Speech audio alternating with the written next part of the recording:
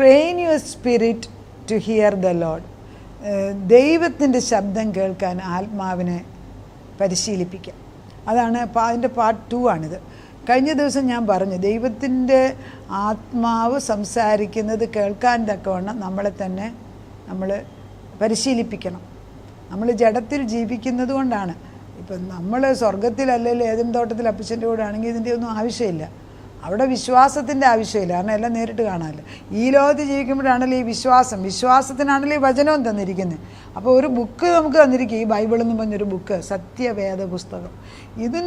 ഇതിനെ മെഡിറ്റേറ്റ് ചെയ്യുന്ന ആഴമേറിയ നിധി പോലെയാണ്.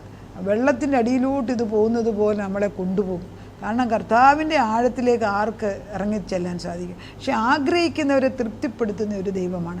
5 തരത്തിൽ ദൈവശബ്ദം കേൾക്കാമെന്നുള്ളതിൽ ഒന്നാമത്തേതാണ് കഴിഞ്ഞ ദിവസം പറഞ്ഞത്. We have to train our spirit to hear God. ദൈവശബ്ദം കേൾക്കാൻ വേണ്ടി നമ്മൾ വചനം വായിച്ചുകൊണ്ടേയിരിക്കണം. മെഡിറ്റേറ്റ്, വചനം വായിക്കുക. അതാണ് പ്രൈമറിലി ദൈവത്തിൻ്റെ ശബ്ദം. നമ്മൾ ദൈവത്തിൻ്റെ ശബ്ദമാണോ? ഇനി ഈ ദൈവശബ്ദം കേൾക്കുന്നവർക്ക് ഒരു പ്രത്യേകതയുണ്ടെന്ന് ഓർക്കണേ. എല്ലാവരും ഞാൻ കാണുന്നവരാണ്. ദൈവശബ്ദം കേൾക്കുന്ന ഏതൊരു വ്യക്തിയുണ്ടോ അവർ ദൈവശബ്ദം ഒരു സൈഡിൽ കേൾക്കും, അതേപോലെ തന്നെ പിശാചിൻ്റെ ശബ്ദവും കേൾക്കും. ബിക്കോസ് ഈ ചെവി, അകത്തെ ചെവിയോ അതോ പുറത്തെ ചെവിയോ? അകത്തെ ചെവി ആയിരിക്കണം. ഈ ചെവി രണ്ടും കേൾക്കാൻ കഴിവുണ്ട്. അപ്പോൾ ഡിസേണിങ് സ്പിരിറ്റ് വേണം. അതുകൊണ്ടാണ് പല പ്രോഫറ്റ്സ് അല്ലെ പ്രവാചകന്മാർ ആദ്യമൊക്കെ ആത്മാവിൽ ഇങ്ങനെ ദൈവം ചെയ്യാൻ പോകുന്ന വിളിച്ചു പറഞ്ഞേച്ച് കുറച്ച് കഴിയുമ്പം നിങ്ങളുടെ വീട്ടിൽ ഒരാൾ 1 മാസത്തിനകം മരിക്കാൻ പോകുന്നൊരു വിളിയും കൂടെ പറഞ്ഞിരിക്കും. അത് ദൈവത്തിൻ്റെ അല്ല. ആണ് ഇത്രയും നേരം പറഞ്ഞ ദൈവത്തിൻ്റെ അനുഗ്രഹം നമ്മളിത് കേൾക്കും മറന്നുപോകും. പിന്നെ ഈ ഒരു കാര്യമേ അത് പറഞ്ഞ് പിന്നെ നമ്മുടെ പ്രാർത്ഥനയാണ്. പിന്നെ അവരെ വിളിപ്പിച്ച് പ്രാർത്ഥിപ്പിക്കുക. മനസ്സിലാക്കണേ. അപ്പം പലപ്പോഴും ഓർക്കണം, ഈ ആത്മാവിൽ തുടങ്ങിയ പ്രവചനം എപ്പോഴാണ് ജഡത്തിലോട്ട് മാറുന്നത് നമുക്കറിയത്തില്ല. അത് നമ്മൾ വളരെ ഡിസേണിങ് ആയിട്ടിരുന്നില്ലെങ്കിൽ തെറ്റിപ്പോവും. അതുകൊണ്ടാണ് പല സഭകളിലും ഈ പ്രോഫറ്റിക് മിനിസ്ട്രി അത് എൻകറേജ് ചെയ്യാത്തതിൻ്റെ കാരണം. ബിക്കോസ് അതിനകത്ത് തെറ്റുപറ്റും. പക്ഷെ തെറ്റുപറ്റത്തില്ലെന്നും പറഞ്ഞ് ഇതിനകത്ത് ഇത് ചെയ്യാതിരിക്കുന്നത് ശരിയല്ല. ഇപ്പോൾ കള്ളനോട്ടുണ്ടെന്നും പറഞ്ഞ് നമ്മൾ സത്യനോട്ട് ഉപയോഗിക്കാതിരിക്കുമോ? കള്ളനോട്ട് ഒരു സൈഡിൽ അവർ ഉണ്ടാക്കുന്നുണ്ട്, പക്ഷേ നല്ല നോട്ട് നമ്മൾ ഉപയോഗിക്കുന്നുണ്ട്. കള്ളനോട്ട് ഉണ്ടാകുന്ന പറഞ്ഞാൽ നല്ല നോട്ട് അടിക്കാതിരുന്ന കാര്യം നടക്കൂ. അതുപോലെ തന്നെയാണ് വചനം. ദൈവത്തിൻ്റെ വചനം എൻ്റെ മുമ്പിലുണ്ട്. സത്യവചനം കേൾക്കുന്നതിൻ്റെ കൂടെ പിശാചും വല്ലതൊക്കെ പറഞ്ഞ് നമുക്ക് പ്രോഫസി ചെയ്യാതിരിക്കാൻ നോക്കുമോ? പ്രോഫറ്റിക് മിനിസ്ട്രി ഉള്ളവർ പക്ഷേ ട്രെയിൻ ചെയ്യണം, ട്യൂണിൻ ചെയ്യണം. ദൈവവചനത്തിൻ്റെ ആഴത്തിൽ വേണം പ്രോഫസി പറയാൻ. യോഹന്നാൻ്റെ സുവിശേഷം 10:27 ദൈവം പറയുന്നുണ്ട്, my sheep here my voice. അതായത് എൻ്റെ ആടുകൾ എൻ്റെ ശബ്ദം കേൾക്കും. യോഹന്നാൻ്റെ 10:27. അതിനാണ് ഇടയനുള്ളിടത്ത് ആട് നിൽക്കത്തുള്ളൂ. ഈ ആടിന് പ്രത്യേകതയുള്ളത് ഈ ഇടയൻ്റെ ശബ്ദം അല്ലാതെ വേറെ ഒന്നിനെ അത് അനുസരിക്കത്തില്ല. അതായത് 1 മാസ്റ്റർ ഡോഗ് എന്ന് പറയുന്ന പോലെയാണ്. ചില പട്ടികൾ അതിൻ്റെ ഒറ്റ മാസ്റ്ററിനല്ല വേറെ ആരും അനുസരിക്കത്തില്ല. അതിന് ഭക്ഷണം വേറൊരാൾ കൊടുത്തത് കഴിക്കത്തില്ല. നമ്മുടെ ഒരു ഫ്രണ്ട് ഇതേപോലെ പുള്ളിക്കാരന് പിന്നെ പുറത്തെങ്ങാണ്ട് പോകുന്നവർക്ക് വേറൊരാളെ പട്ടി ഏൽപ്പിച്ചേച്ച് പോയി. ആ പട്ടി ജീവൻ ചെയ്താൽ ഒന്നും കഴിക്കില്ല. അങ്ങനെ കഴിക്കാതെ അത് മരിച്ചുപോയി. 1 മാസ്റ്റർ ഉണ്ടോ എന്ന് പറഞ്ഞ പോലെ എനിക്കൊരു ഇടയനുണ്ട്, അത് എൻ്റെ യേശുവാണ്. യേശുവിൻ്റെ അടുക്കൽ നിന്ന് പഠിക്കുന്നത് മതി എന്ന് പറയാനുള്ള കൃപ നമുക്കുണ്ടാകട്ടെ എന്ന് പറയുന്നത്. രണ്ടാമത്തേത്, അപ്പോൾ ഈ കർത്താവിൻ്റെ ശബ്ദം കേൾക്കുമ്പോൾ നമ്മളോട് ദൈവത്തിൻ്റെ വചനം പറയുന്നു, പുറകിലോട്ട് വീണ്ടും പോകുന്നത്. ദൈവവചനം കേട്ടാൽ അത് മനസ്സിലാക്കണമെങ്കിൽ വചനം പഠിച്ചുകൊണ്ടിരിക്കണം, വായിച്ചുകൊണ്ടിരിക്കണം. പിന്നെ ദൈവവചനം എന്ന് പറയുന്ന എബ്രായലേഖനം 4:12 പറയുന്നുണ്ട്, ദൈവവചനം ജീവനും ചൈതന്യമുള്ള ഇരുവാറ്റലുള്ള വാളാണ്. അത് ഈ കടന്ന് ചെല്ലാൻ വയ്യാത്ത നമ്മുടെ സന്ധിമജ്ജകളിൽ, ആത്മാവിൽ, ചിന്തകളിൽ, പിന്നെന്തുവാ നമ്മുടെ ഏത് പ്രശ്നത്തിൻ്റെ നടുക്കിത് കയറി ചെല്ലും. അപ്പോൾ വചനം അയച്ചുകൊണ്ടേ ഇരിക്കുകയാണ്, ഇത് ക്രിയ ചെയ്തുകൊണ്ടിരിക്കുകയാണ്. ചിലർ ജഡത്തിലങ്ങ് മുഷ്ടി പിടിച്ചിരിക്കും. കുറച്ച് ദിവസമൊക്കെ ദൈവം അങ്ങ് അനുവദിക്കും, പോയിച്ചുള്ളൂ. പക്ഷെ പിന്നെ ഒരു പിടുത്തമുണ്ട്, അറിയാമോ? ആരേലും ഒരാൾ വേറെ ആർക്കും വേണ്ടി പ്രാർത്ഥിച്ചാൽ ദൈവം കേൾക്കാതിരിക്കത്തില്ല.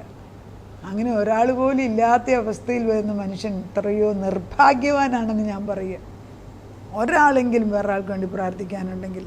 Your spirit is fed by the word, sensitive and alert to God. Read it with expectation that God is speaking to you.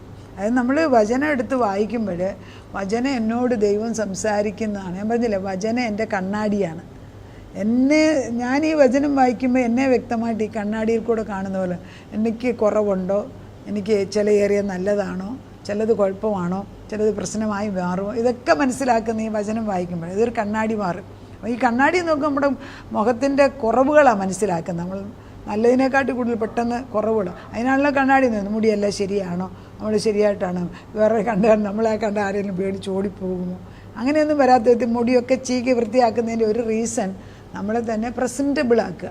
അപ്പം നമ്മൾ ഈ വചനം വായിക്കുമ്പോൾ വചനം എന്നെ കണ്ണാടി നോക്കുന്ന പോലെ നോക്കിപ്പിക്കും. അപ്പോൾ നമ്മളിലുള്ള അന്തരാത്മാവിൻ്റെ അകത്തെ ബലഹീനതകളെല്ലാം മനസ്സിലാക്കിച്ച് തന്നെ ശുദ്ധീകരിച്ചുകൊണ്ടിരിക്കും. രണ്ടാമത്തെ point, learn to recognise the inward witness.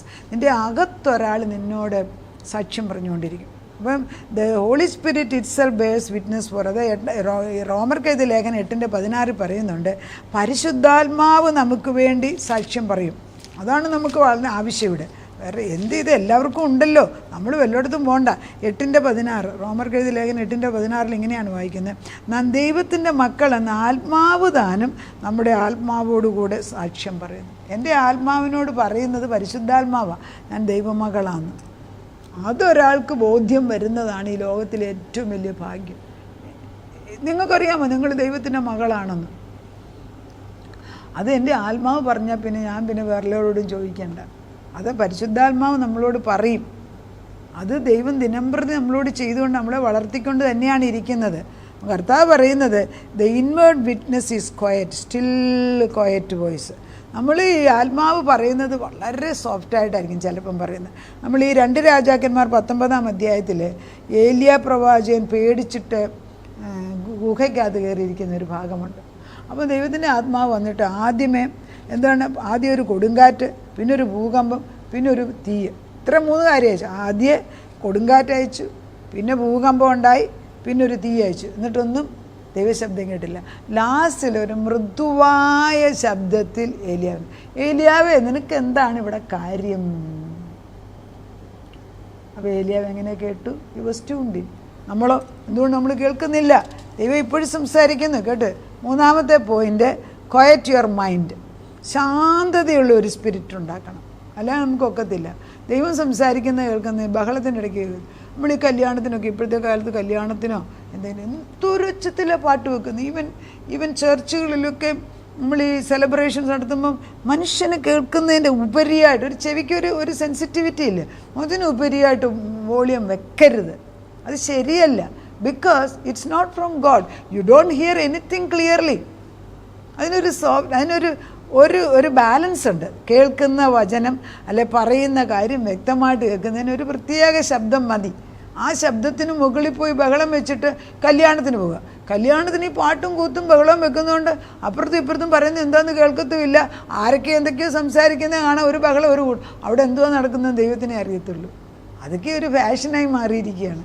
ഇങ്ങനെയായിരുന്നു പണ്ട് കാലത്ത് വിവാഹം നടത്തുമ്പോൾ ആളുകൾ ഒരു മാസം മുമ്പേ വീട്ടിൽ വന്ന് ഒന്നിച്ചുകൂടി സൗഹൃദമായിട്ട് സ്നേഹമായിട്ട് അപ്പനും അമ്മയും വല്യപ്പച്ചനും വല്യമ്മച്ചിയും എല്ലാം അനുഗ്രഹിച്ച് തലമുറയെ നോക്കിക്കണ്ട് കല്യാണം നടത്തുന്നത്. ഇപ്പോഴെന്താണ്? ഇതൊക്കെ നമ്മൾ മനസ്സിലാക്കണം. പരിശുദ്ധാത്മാവ് ഉള്ളിടത്ത് ഓർഡറുണ്ട്. എന്നാൽ ഇപ്പോഴും ഞാൻ കാണുന്നുണ്ട് ചില ഭവനങ്ങളിൽ വളരെ ഭംഗിയായിട്ട് പരിശുദ്ധാത്മാവിൻ്റെ നിറവിൽ തന്നെ കല്യാണം നടത്തുന്നത്. അത് ഞാൻ ഈ അടുത്തിടെ ഒരു കാത്തലിക്സ് ഫാമിലിയിൽ പോയി, അവരുടെ കല്യാണത്തിന് എന്തോ ഒരു പവിത്രമായിട്ട് അവരത് ചെയ്തെടുത്തു. ഞാൻ പറഞ്ഞു, ദൈവമേ, നമ്മൾ ഓരോരുത്തരെ കുറ്റം പറയും, ഇവരിലൊക്കെയുള്ള നന്മ കണ്ടിട്ട് ആരും എന്താ പറയാത്ത. സങ്കീർത്തനം 46:10 പറയുന്നു, ബി സ്റ്റിൽ, മിണ്ടാതിരുന്ന് ഞാൻ ദൈവമെന്നറിയുക. അതാണ് നമ്മുടെ സ്പിരിറ്റ് കോൺഷ്യൻസ് ആണ്ടാണ്. സ്പിരിറ്റ് എന്നോട് സെൻസിറ്റീവ്, അതായത് എൻ്റെ ഇൻവേർട്ട് സ്പിരിറ്റ് എന്നോട് സംസാരിക്കുന്നതായിട്ട് ഞാൻ കേൾക്കണം. അത് വളരെ നിർബന്ധമാണ് ദൈവത്തിന്. 4, distinguish what is God's thought and my thought. ദൈവത്തിൻ്റെ ചിന്തയും എൻ്റെ ചിന്തയും തമ്മിൽ തിരിച്ചറിയണം. 2 ചിന്ത എപ്പോഴും കയറി വരും. ഒന്ന് ദൈവത്തിൻ്റെ ചിന്ത, അത് നല്ലതാണ്. എൻ്റെ ചിന്ത, ദൈവം ഇപ്പോൾ ഒരു കാര്യം ചെയ്യാൻ പറഞ്ഞു, മോളെ നീ അങ്ങോട്ട് വന്ന് ചെയ്തു കൊടുക്കുക, 1000 രൂപ അവർക്ക് കൊണ്ട് കൊടുക്കുക. അപ്പോൾ നമ്മൾ ആദ്യം പറയാൻ കുറച്ച് കഴിയുമ്പോൾ നമ്മൾ ഞാൻ കൊടുക്കാൻ പോകുന്നില്ല, പിന്നെ അവർക്കിപ്പോൾ 1000 രൂപ കൊടുക്കാൻ പോകാം. 2 ചിന്ത കയറി വന്നു. പക്ഷേ ആദ്യം ദൈവം തന്നെ കൊടുക്കും. അല്ല, ദൈവമാ കൊടുക്കാൻ പറഞ്ഞെങ്കിൽ ഉടനെ തന്നെ അതെടുത്ത് കൊടുത്തോ, തീർന്നു. അത് കുറച്ച് നേരം കഴിഞ്ഞാൽ പിന്നെ നമ്മൾ കൊടുക്കത്തുമില്ല. Everything has got to. അപ്പോൾ ഏത് ചിന്തയാണ് ദൈവത്തിൻ്റേത്, ഏത് ചിന്തയാണ് നമ്മുടെ എന്ന് തിരിച്ചറിയണം. അത് കുറച്ച് കഴിയുമ്പോൾ പ്രാർത്ഥിച്ച് കഴിയുമ്പോൾ പിന്നെ കർത്താവ് വിശ്വസ്തനാണ്. നമ്മൾ ഈ ബലഹീനത ഉണ്ടല്ലോ, അവൻ പഠിപ്പിച്ചുകൊണ്ടേ ഇരിക്കുന്നു. ചില കാര്യങ്ങൾ അന്നേരം ചെയ്താൽ ഉടനെ അത് അനുഗ്രഹം. പിന്നെ act on what your spirit tells, 5-ാമത്തേത് പരിശുദ്ധാത്മ എന്തെങ്കിലും പറഞ്ഞു അത് ഉടനെ ചെയ്യണം. അതിനാണ് ഇംപ്ലിസിറ്റ് ഒബീഡിയൻസ് എന്ന് പറയുന്നത്. അബ്രഹാം വിശ്വസിച്ചു, അത് അവന് നീതിയായിട്ട് കണക്കിട്ടു. 75-ാം വയസ്സിൽ അബ്രഹാമിനെ വിളിച്ചു മാറ്റുക. ഞാൻ പറയുന്ന ദേശത്തേക്ക് നീ ചാർച്ചക്കാരെ വീട്ടുകാരെ എല്ലാം ഇട്ടെറിഞ്ഞേച്ച് വരാൻ. പിന്നെ ലോത്തിനെ വിളിച്ചുകൊണ്ട് പോയി, അപ്പനെ വിളിച്ചോണ്ട്. അതൊക്കെ താമസമാക്കുന്നല്ലാതെ ഒരു ഗുണം ഉണ്ടായില്ല. നമ്മൾ ദൈവത്തിൻ്റെ പരിശുദ്ധാത്മാവ് എന്നെ പറയുന്നത് അത് അനുസരിക്കുന്നവരായി മാറുന്നു. അപ്പോൾ 5 കാര്യങ്ങളാണ് ദൈവത്തിൻ്റെ സംസാരം വ്യക്തമായിട്ട് കേൾക്കുന്ന 5 പോയിന്റുകൾ. 1, spend time with the word, ദൈവത്തിൻ്റെ വചനത്തിനകത്ത് ഇരിക്കണം, വചനം മെഡിറ്റേറ്റ് ചെയ്യണം. 2, നമ്മുടെ അകത്തെ സാക്ഷ്യം, അതായത് ഇൻവേർഡ് മാൻ എന്താ പറയുന്നത് ശ്രദ്ധിക്കണം. 3, ശാന്തതയുള്ള ഒരു ആത്മാവ് ഉണ്ടാക്കിയിട്ട് ദൈവശബ്ദം കേൾക്കണം. 4, ദൈവത്തിൻ്റെ ചിന്തയാണോ എൻ്റെ ചിന്തയാണോ എന്ന് വിവേചിച്ചറിയാനുള്ള കൃപ വരണം. 5, ദൈവത്തിൻ്റെ ആണെന്ന് അറിഞ്ഞു കഴിഞ്ഞാൽ അത് പ്രവർത്തിച്ചെടുക്കണം. ഈ 5 പോയിൻ്റാണ് സ്പിരിറ്റ് റെലമിൽ നമുക്ക് ആവശ്യമുള്ളത്. നമുക്ക് പ്രാർത്ഥിക്കാം. നാഥ, നിൻ്റെ ശബ്ദം കേൾക്കാനായിട്ട് ആദ്യമേ ചെയ്യേണ്ടത് സമയമെടുത്ത് വചനം വായിക്കുക, വചനം പഠിക്കുക, വചനം മെഡിറ്റേറ്റ് ചെയ്യുക. ബാക്കിയെല്ലാം അതിൻ്റെ പുറകെ വന്നോളൂ. നാഥനത് ഞങ്ങളെ പഠിപ്പിച്ച് വെക്കത്തുള്ളൂ. ദൈവത്തിൻ്റെ ആത്മാവ് ഞങ്ങളുടെ കൂടെ നിന്നാലേ കാര്യം നീങ്ങത്തുള്ളൂ. കർത്താവ് എഴുന്നള്ളുന്നു, യഹോവ എഴുന്നള്ളുന്നു, ശത്രുക്കൾ ചിതറിപ്പോകുന്നു. നീ എഴുന്നള്ളണമെങ്കിൽ വചനത്തിലിരിക്കണ്ടേ അപ്പച്ച? നിൻ്റെ മേശയ്ക്ക് ചുറ്റും ഇരുന്ന് ഭക്ഷണം കഴിക്കുന്നവരാകണ്ടേ അപ്പച്ച? കർത്താവിൻ്റെ അടുക്കൽ വന്നിട്ട് ദൈവസ്നേഹത്തെ പങ്കിടുന്നവരാകണ്ടേ അപ്പച്ച? യേശു പറയുന്നതാണോ മറ്റുള്ളവർ പറയുന്നതോ എൻ്റെ സ്വന്തം ചിന്തയാണോ അതോ പിശാചിൻ്റെ ചിന്തയോ? എന്തെല്ലാം കാര്യങ്ങളാണ് ചിന്തിക്കേണ്ടത്? കണ്ണടച്ച് നിന്നെ വിശ്വസിക്കുന്നവർക്ക് ഇതൊന്നും പ്രശ്നമല്ല. അവരെത്രയോ ഭംഗിയായിട്ട് ശിശുവിനെ പോലെ അവർ കാര്യങ്ങൾ നേടിയെടുക്കുന്നു. ഒത്തിരി പഠിത്തവും കഴിവും വരുമ്പോൾ ഇതെല്ലാം പ്രയാസമായി. അതുകൊണ്ട് ഒത്തിരി കഴിവിനല്ല ഞങ്ങൾ ചോദിക്കുന്നത്. നിൻ്റെ ആത്മാവ് പറയുന്നത് വ്യക്തമായിട്ട് കേട്ട് ദൈവത്തിൻ്റെ മനസ്സാരാഞ്ഞ് അതറിഞ്ഞ് ജീവിപ്പാൻ ഞങ്ങളെയും തലമുറകളെയും പഠിപ്പിച്ചാട്ട്. കർത്താവ് അത് ചെയ്യാൻ പോകുന്ന കർത്താവ് അത് ചെയ്യുന്നു. ഞങ്ങളൊരു കാര്യം പറയുമ്പോൾ അവിടെ നിന്ന് കേൾക്കുമല്ലോ. പ്രാർത്ഥനയായിട്ട് ഉത്തരം തന്ന ദൈവത്തിന് നന്ദി. യേശു ക്രിസ്തുവിൻ്റെ പുണ്യനാമത്തിൽ തന്നെ ആമേൻ.